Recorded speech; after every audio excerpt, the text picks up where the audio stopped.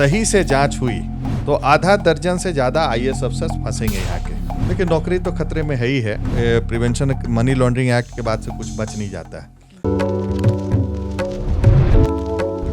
नमस्कार, SD news देख रहे हैं आप और मैं हूं आपके साथ गौरी रानी। झारखंड की वरिष्ठ आईएएस अधिकारी पूजा सिंघल इस वक्त ईडी के सिकंजे में है।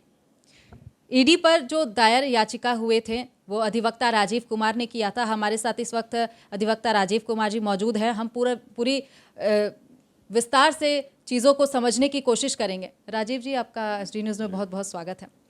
क्या है पूरा मामला, पहले विस्तार से बताएंगे। देखिए, ये मामला जो है, जो याचिका में है उसमें है कि ईडी ने 19 के पहले 2019 में हम लोग याचिका दायर किए और उसमें जो उनका कंप्लेंट है वो भी हम लोगों ने लगाया कि ईडी का जो एफआईआर था, जिसको कंप्लेंट बोलते हैं, उसमें कई स्टेटमेंट्स है और 16 एफआईआर का जिक्र था, जिसमें 2 ही एफआईआर जो है वो एसीबी ने उसको जांचा था और 14 एफआईआर उन्होंने जांच नहीं की थी। इस पर माननीय न्यायालय ने एक काउंटर एफिडेविट मांगा 2019 के बाद, जब याचिका दायर हुई, और कहा राज्य सरकार से पूछा कि इन्वेस्टिगेशन अभी कंप्लीट क्यों नहीं हुई। तो राज्य सरकार ने जवाब दिया कि हम इन्वेस्टिगेशन कर रहे हैं। क्योंकि मामला ये 2010 के पहले का है, जब मैडम जो है वो पूजा मैडम जो है वो उस समय डिप्टी कमिश्नर होती थी खूंटी की, और राम विनोद सिन्हा एक सस्पेंडेड इंजीनियर था जिसको ये काम देती चली गई।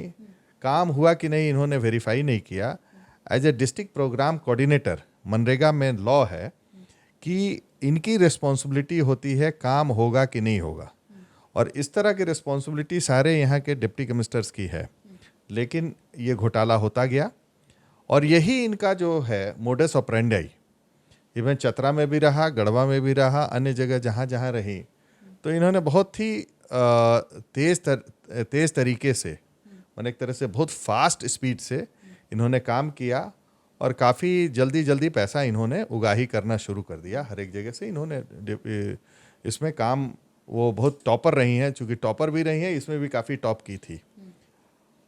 देखिए, उसके बाद से इनका इन्वॉल्वमेंट जो है, हम लोगों ने मनरेगा के बाद मोमेंटम झारखंड में भी रहा है। उस समय माननीय रघुवर दास जी थे, उस समय काफ़ी चर्चा में आई थी।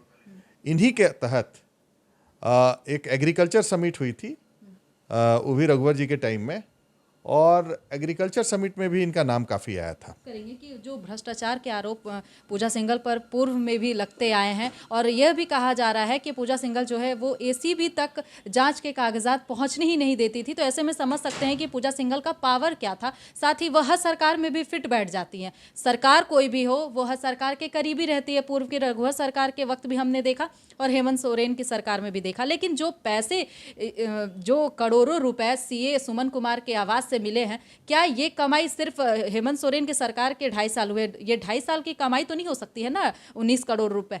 ये क्या रघुवर सरकार के घोटाले की कमाई है?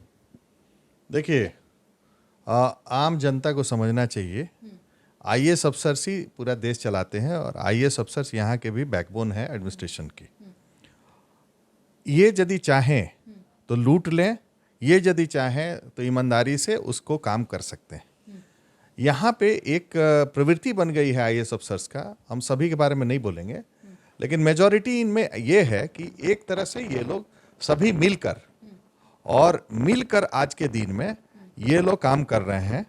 और जो पैसा का आपने कहा 19.5 करोड़, हमको लगता है कि वो किसी इन्हीं का नहीं होगा।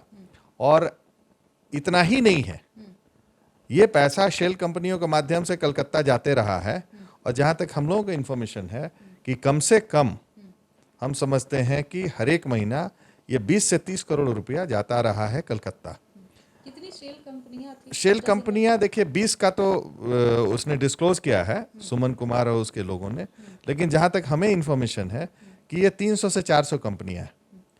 ये मैडम का एक ग्रुप है और ये आईएएस अफसर्स का ग्रुप है। क्या लगता है कि आप जो जैसा बता रहे हैं मैडम का ग्रुप, तो क्या मैडम के इस नेटवर्क में जितने लोग शामिल है, धीरे धीरे क्या सब ईडी के रडार पर आएंगे एक साथ? कई देखिए, हम तो मधुकुड़ा के टाइम से देख रहे हैं, और एक चीज़ तो क्लियर है कि यदि सही से जांच हुई तो आधा दर्जन से ज़्यादा आईएएस अफसर फंसेंगे यहाँ के।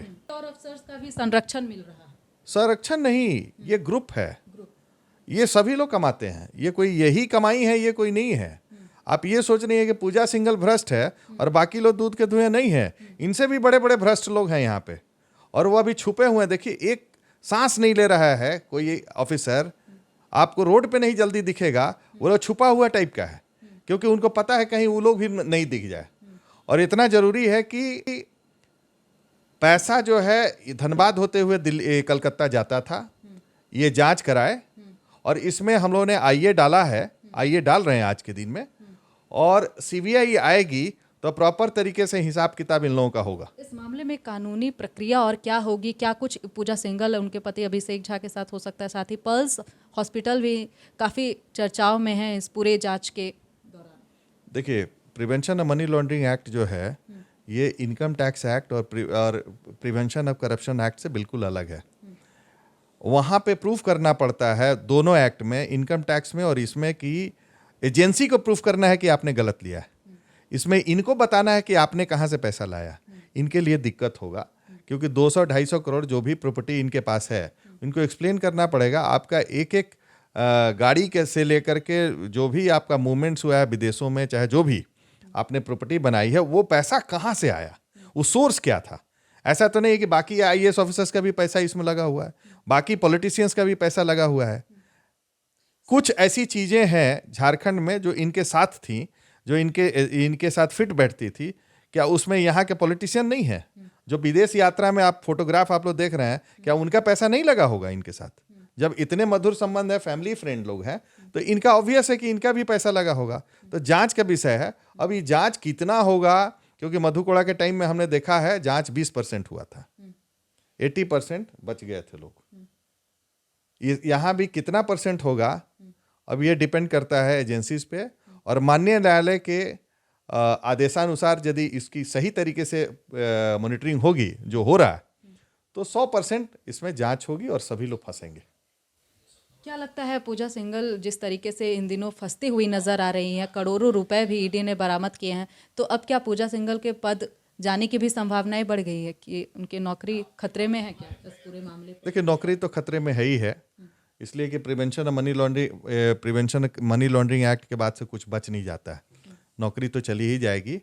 और रहा बात कि इनको एक्सप्लेन करते करते सालों साल बीत जाएंगे, और आप देखेंगे कि पीछे का भी लोगों का हश्र देखी हैं, इनका भी हमको तो अशुभ ही दिख रहा है सारा चीज़ भविष्य। तो बाकी ईश्वर हैं, इनको सद्बुद्धि दें। ये सारे जितने भी लोगों से पैसा इन्वेस्ट करवाए हैं या करते हैं, या इनके इन एंड अराउंड कितने लोग हैं, एक्सप्लेन कर दें इसको। इस तरीके से ईडी जांच कर रही है, पहले सीए सुमन कुमार से पूछताछ की, फिर अभिषेक झा, और आज ईडी जो है वो पूजा सिंघल को भी समन करके बुलाई। लेकिन एक के बाद एक जो नेटवर्क है, फिलहाल जो इसमें सेंटर ऑफ अट्रैक्शन रहा है इस पूरे नेटवर्क में, अभिषेक झा, सीए सुमन और पूजा सिंघल है। लेकिन अब उनसे जितने तार जुड़े हुए हैं, धीरे धीरे जितने भी सफ़ेद पोशी हैं, उनका भी चेहरा बेनकाब होगा। लेकिन क्या लगता है कि पूजा सिंघल का आज ईडी के दफ्तर जाना, क्या पूजा सिंघल जो है वो अपने कई भ्रष्टाचार के राज उगल पाएगी क्या?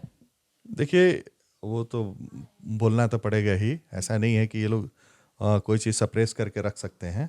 वो क्रॉस एग्जामिनेशन होगा, आमने सामने एग्जामिनेशन होगा, बहुत तरह से क्रॉस क्वेश्चन होंगे, उससे बहुत चीज़ निकल के आएगा। जब नहीं निकलेगा तो दूसरा रास्ता होगा। तो फिलहाल आईएएस अधिकारी पूजा सिंघल इस वक्त ईडी के रडार पर है। ईडी लगातार पूजा सिंघल, पति अभिषेक झा और सीए सुमन से पूछताछ कर रही है। अब देखना होगा कि जब भ्रष्टाचार के राज पूजा सिंघल उगलती है तो वह इनमें किन किन सफ़ेद पोशों का नाम लेती हैं।